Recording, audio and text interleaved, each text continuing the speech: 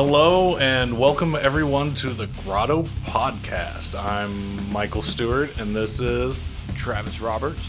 And we are some of the founders and organizers for the Satanic Grotto, a local group of Satanists in the Midwest, mainly Kansas and Missouri.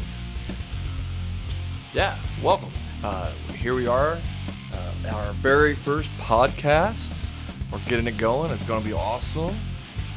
Yep, absolutely. This is gonna be basically us talking about what this podcast is gonna be, why we're doing this thing, and why you all should fucking pay attention to what we're saying.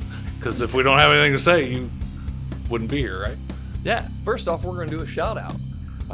Shout out to the early Patreon donators. We're going to start out with Bruce, Travis, Lux Sanctum Inferni.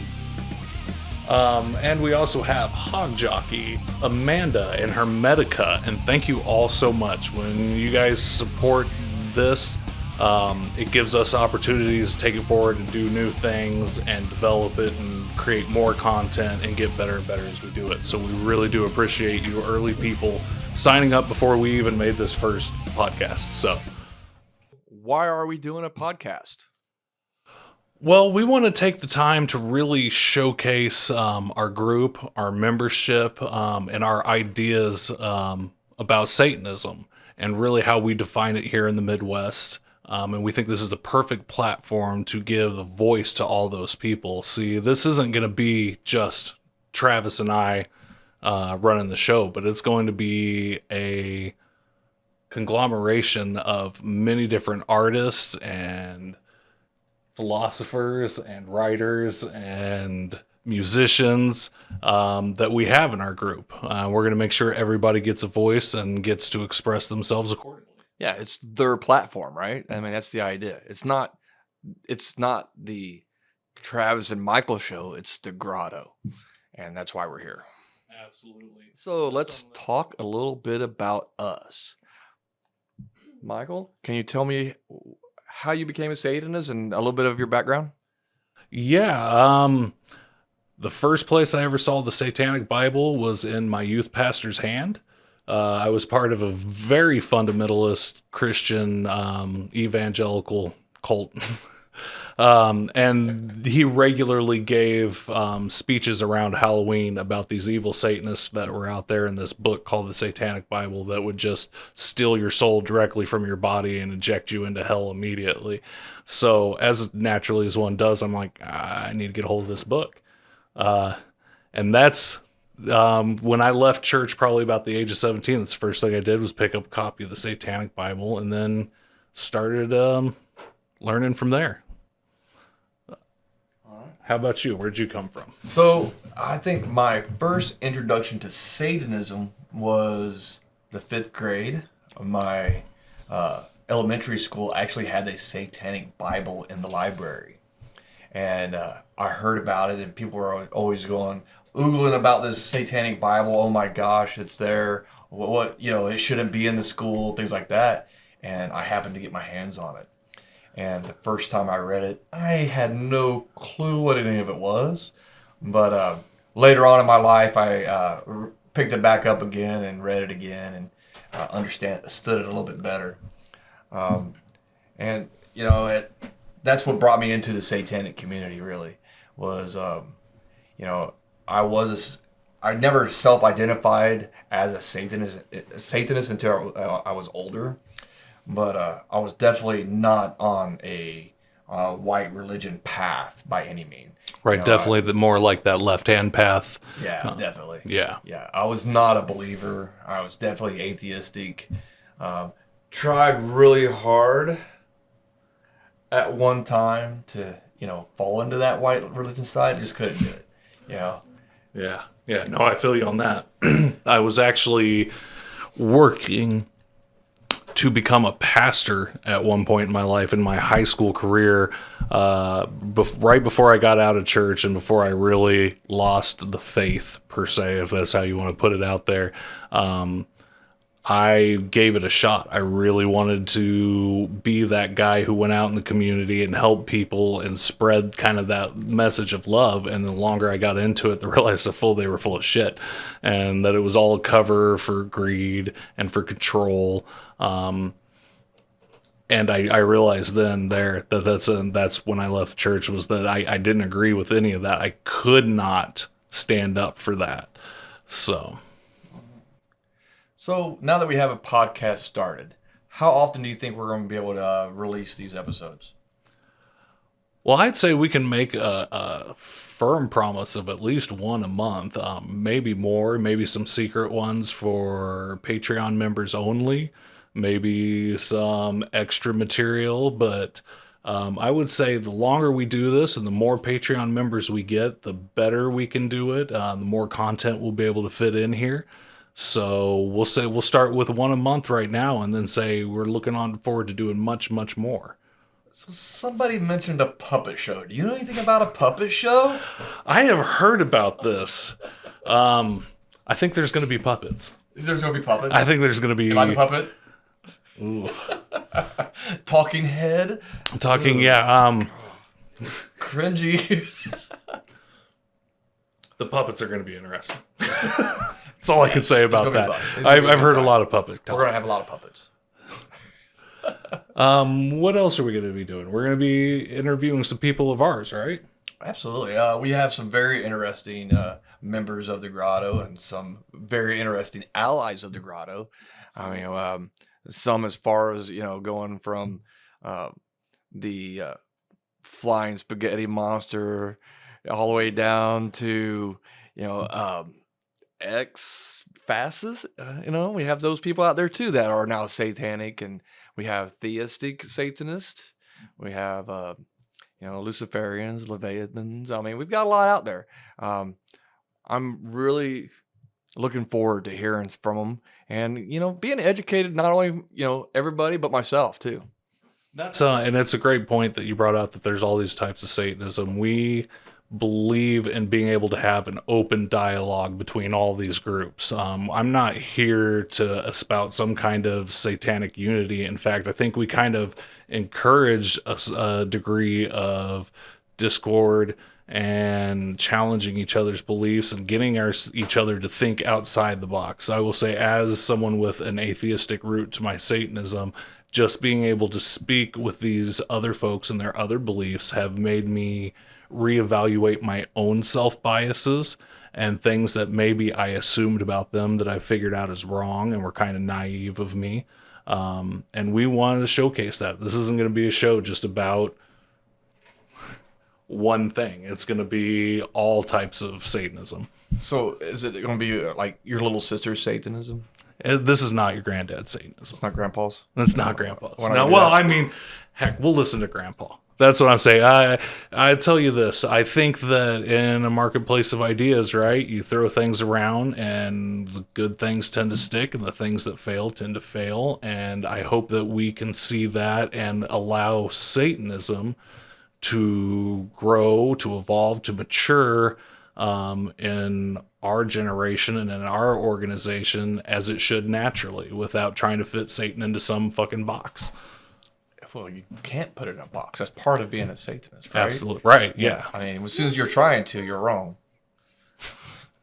With the podcast, there's obviously it's about the audience and the people of the Grotto and the members and Patreon. How is the audience going to participate in this podcast? Well, you're going to have to get a hold of us mostly through Patreon. We're going to really fund through this, so we want you to reach out to us on Patreon, get involved with us. If you have an idea, you want to talk about something, let us know. Hit us up there. If you can, you can also find us on Facebook at The Grotto, Patreon at The Grotto. We have a subreddit for the KC Satanic Grotto. We have a Discord channel called the Satanic Grotto. And we can also be reached on Gmail at the Satanic Grotto. Kind of satanic, aren't we? Yeah, just a little bit. And if anyone tells us anything else, we'll fuck them up. Yeah. No, wait. They don't have that. They don't have that. This episode of The Grotto is brought to you today by beer. Lots of beer. Beer. The devil's nectar. Water of unlife.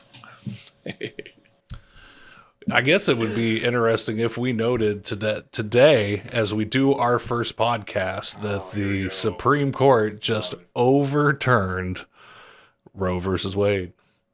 How does that make you feel, Travis? So, the biggest issue I have with this is I don't have a vagina. So there's not a whole lot I can say besides politics don't belong in the medical field as far as I'm concerned. They should not be dictating what people do with their bodies, bottom line. The law and politics have nothing to do with surgical procedures, no matter what they are. Now, if they want to regulate price and insurance and things like that to make sure everybody gets it, I'm okay with it. But once they start developing and changing laws that prevent choice, it shouldn't be there. Interesting. How about you ladies over here that have uteruses? Anything to add? I just got the finger. I'm going to say that is not anything to add. Yeah, I don't think they want to talk about it. Okay, we'll move on from politics. I bet they have some action that they're going to do. What will make the Grotto Podcast different from other satanic podcasts out there? Here's what really makes our podcast different than other podcasts. When you tune into somebody, and this is not throwing shade at anybody, but someone like the Hell Satan podcast or the Satanic Bay Area and their podcast. Hell, they know who I am. Hey, we're just doing a plug for them. It's okay. Hey, like I said, I'm not throwing any shade. I'm just saying a lot of these things, or if you take, they've got the new Satan splaining from COS. I don't know if you've seen that. It's god awful. Go listen to it. It's great. Look, I'm going to go ahead. Like I said, I'm not throwing shade, but I am not afraid to talk about any branch of Satanism, any ideology in Satanism, philosophy, religion, topics on it, including my own. And I'm open to having mine criticized and challenged. And I don't think you see that. A lot of these things specify on one specific philosophy, and then they act as if that is the only one that exists or is relevant to Satanism. And I just don't see that as an accurate portrayal of the climate of Satanism around the world today. So you mentioned the portrayal of Satanism today. How would you define that now? As it changes and as it evolves, what's different now than what it was, say, 5 years ago? Well, that's a really interesting question. And I'll tell you, I think that even further than that, you can look at maybe the last decade altogether, that Satanism has had some profound changes, schisms, new ideas, new people come into the public eye, promoting their own brands and ideas of Satanism. I think a lot of that did break through with the Satanic Temple and Lucian Greaves and Malcolm Jerry coming out with their deal. I think prior to that, COS pretty much ran the show. You had the other stuff, you had Temple of Set and whatnot, but COS was pretty much it. That was what 90% of Satanists identified and thought of as Satanism. And with Satanic Temple, who are not a fan of me, I will go ahead and put that out right there. One thing that they did that I do like is they broke that norm. They once again broke Satan out of that box. Satan was trapped in a LaVey box for a very long time. Basement. They were in the basement. Okay, get it right. And and whether I agree with the Satanic Temple, with their philosophies, with anything, I think that they will be remembered as the group that broke all this shit loose. I would say they definitely took it mainstream, right? They got it out of the closet, out of the basement, and got it back out in the public mind, and made it less scary. I think it was a lot of it. They did away with some of that stigma, right? Yeah. And I think there's also a degree, and they've been accused of defanging Satanism a little bit, and that people were angry that you take that scary bit out of it. And I do somewhat feel with those people. And I don't know that I would even go far as to say they made it mainstream, but I will say that they've definitely made a significant cultural impact with it.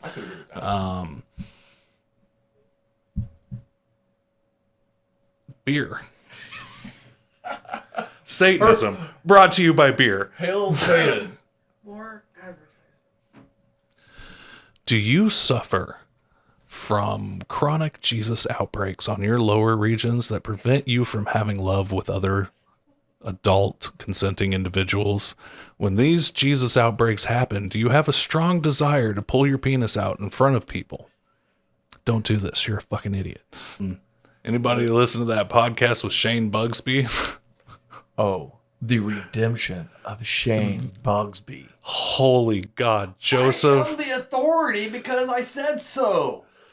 Joseph Rosebud, I know we've talked and we've had some interaction stuff, but man, what happened in that? That was just painful to listen to, just painful. So we're just going to crush this first episode with this.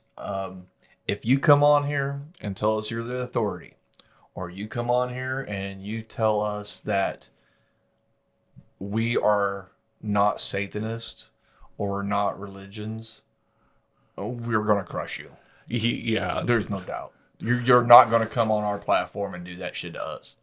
I tell you what, there's really only one defining attribute to Satan that him and I agree on, and that's that you think you are a Satanist. If you believe in your heart, you identify with that in what you think, then you're a fucking Satanist.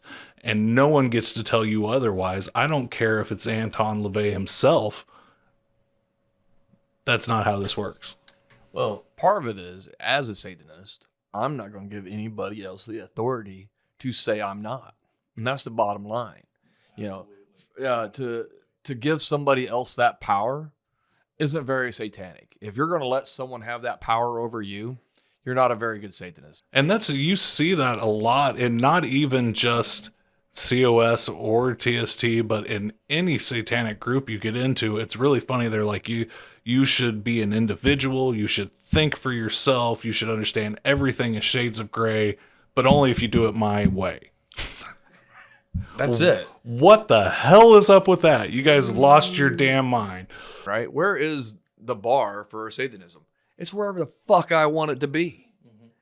And that's everybody develops in Satanism at their own rate with their own ideas. That's part of walking the left-hand path, is that you've got to figure that shit out for yourself. You've got to get out in the muck. You've got to do the studying. You've got to try to incorporate it into your life and execute it properly. Don't let anybody else do that for you, or it won't work. That's it. And don't give them the power to do it to you. Yeah, absolutely. We're going to go ahead and make this PSA. I have a few different names. And as long as you just yell, "Hey, asshole," I'll probably turn around. So, yeah. So, speaking of names, where would we find you on social media? Oh, I am always under either Michael Stewart. Facebook's an easy place to get a hold of me. Facebook Messenger, I generally answer to fairly quickly. And I'm also on Discord a lot under xsimon666x. And yes, I know that sounds like a shitty gamer tag from the early 2000s, because mainly it is. And if you're looking for me, it would be Travis Roberts on Facebook. Or in some places, it would be Carney Jesus or Carney Jesus 666. That would be on Instagram or TikTok or some other social media crap out there. Yeah, you can find me. All you got to do is look. It's not hard. It's an old gray-haired guy. And when you find us, you'll probably find a link to the grotto out there. Make sure you check in. We got lots of pictures. We got lots of folks talking around in there. It's the main way we keep in touch with each other on Facebook. I think is probably our most popular platform, but we will be building up these others, including a YouTube and an Instagram, I believe. Yes, they're there. We have them. So once again, we're going to build up this content on all these different platforms and reach out to all of you in the various ways that you like to engage on social media. Hopefully. Crushed it. Are there any events coming up? Oh, there we go. We should talk about that. That's a good call. See? Hell the Dark Lord. The peanut gallery could be useful to It's true. I'm not sure how well the mics are picking this up, but if you hear these ladies in the background, they actually run the show. We are just the eye candy. They're the true masterminds behind this whole thing. Eye candy. So what's coming up, Travis? What do we got going on? All right, so July, we are going to have a barbecue. That's right. And this is a family-friendly affair. Yeah. That's we're gonna have it out on a private lake. We're gonna have kayaks, some little splashy pool, some sprinklers, maybe a 50-foot killer water slide. Not a water slide, slip and slide. That's what it is. We're gonna try to make a slip and slide that breaks kidneys. We'll see if it pans out. Yeah. You won't be able to get that tank of gas because you're not going to be able to donate it. We'll be stopping at the local butcher store out in the middle of the country that I like going to, where our burgers will be fresh that day. What if I'm a vegetarian? Then you can eat the grass. No, I'm joking, vegetarian friends. I have plenty of them. I'm sure that we will have some good veggies on site. Hopefully my garden kicks in a little bit and we can have some fresh greens and stuff there. All the beets you can imagine. BYOV. It's Bring it's your own radishes.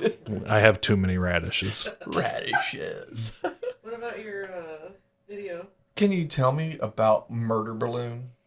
Oh, Murder Balloon, the return of the infamous Murder Balloon. So, for those of you who may have attended our 2020 Midsummer celebration, we played a little game called Murder Balloon. And the basic object of this game is everybody had a water balloon filled with water. The object is being to protect your own water balloon while popping everyone else's. Needless to say, this got really rough really quick. And I think people are looking forward to attacking each other with sharp objects once again. Sounds like a good time. It does, right? Can't see anything going wrong with that.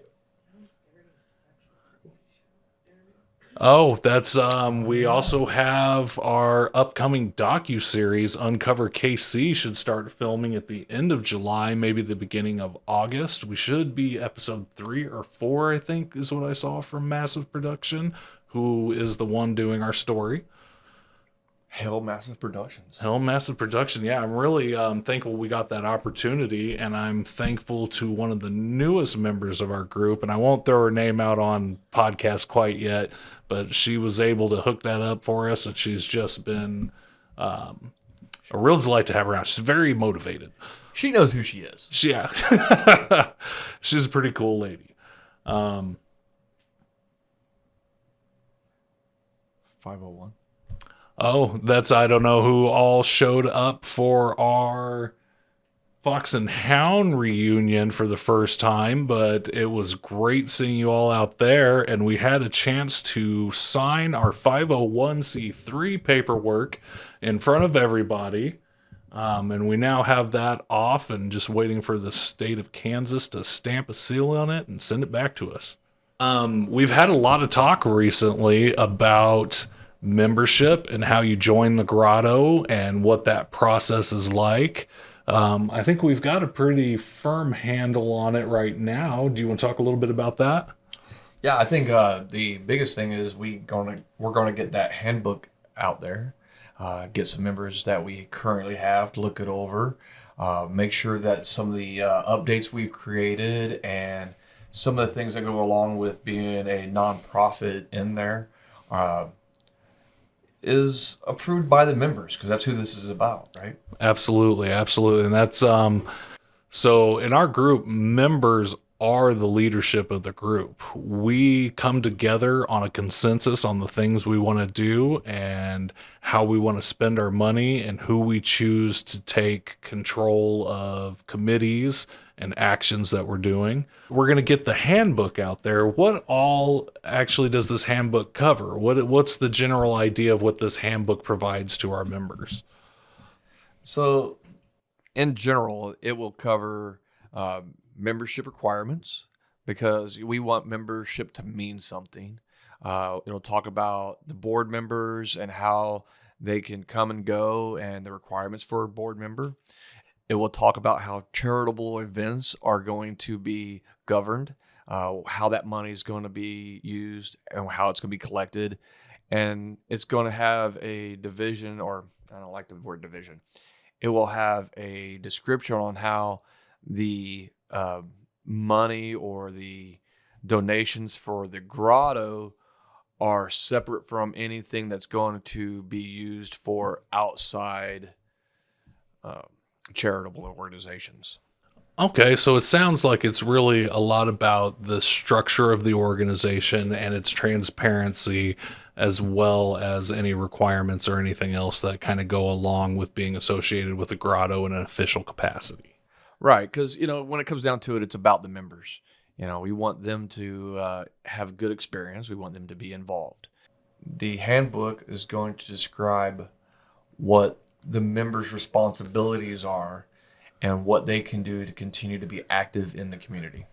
Absolutely. And I think that it's going to be set up in a unique way. There's going to be a flattening of the hierarchy as much as we can, so that we don't end up in a situation where one person is dictating how everyone else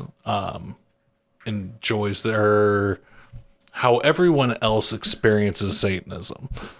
Travis, it has been a pleasure. I want to thank you personally for getting this studio set up and really pushing me over the last couple months to get a lot of shit done, to be... Go ahead. Just keep pouring it on. You ruined it. I don't want to give you any more now. Just pour it on me. Come on, just keep it coming. It's okay. I've come to rely on you a lot, and I appreciate you, buddy. Thank you. I appreciate you being here. I think the biggest thing is, we're going to continue to do this. We're going to continue to make a difference. And, it's not about us. It's about the community. It's about the grotto. We want our members to have a voice, and we're going to help create that. Absolutely, 100%. Hail Satan. Hell fucking Satan. Hail Satan! Hail Satan!